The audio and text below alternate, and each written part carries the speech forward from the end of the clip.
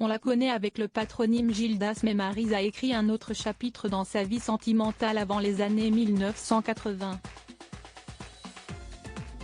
En effet, elle a été en couple avec un journaliste réputé, Jean-Michel Lelio, père de sa fille Valérie. Si est dans les locaux d'Europe 1 que Maryse Mathuchet a croisé la route d'un certain Philippe Gildas.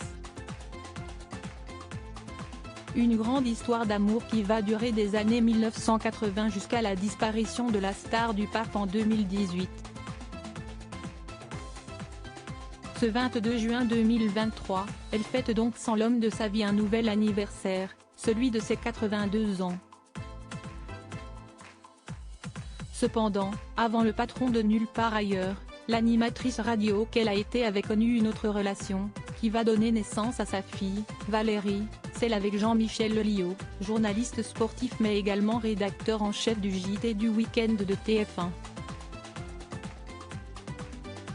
Son enfant, désormais âgé de 56 ans, est loin d'être une inconnue puisqu'elle est la leader du talentueux groupe autour de Lucie. Madame Gildas parlait de sa fille avec beaucoup de tendresse il y a quelques années à la télévision.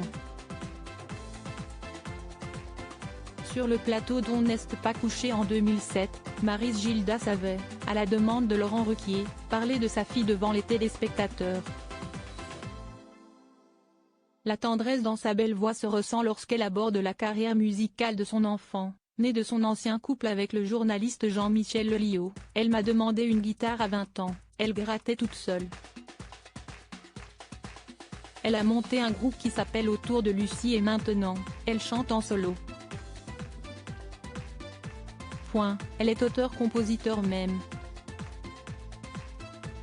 Une séquence clôturée avec humour et douceur par le regretté Philippe Gildas, présenté par le présentateur de l'émission comme le beau papa de Valérie Lelio, beau peut-être pas, mais papa oui.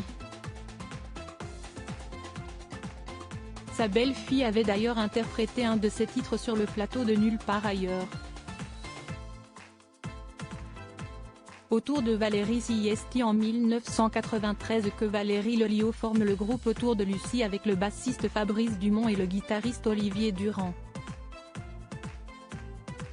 Après avoir sorti 5 albums avec le groupe, elle enregistre à Paris son premier album solo, Caldera, où figure notamment la chanson Mon homme blessé, écrite par Miossec.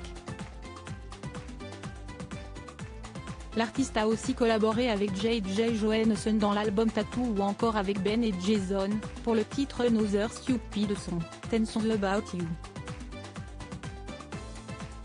Mère et fille partagent une voix incontestablement envoûtante. Maryse Gildas avait en effet enregistré en 1982 sa voix sur un disque, Mal de toi, sur une célèbre musique d'Ennio Morricone.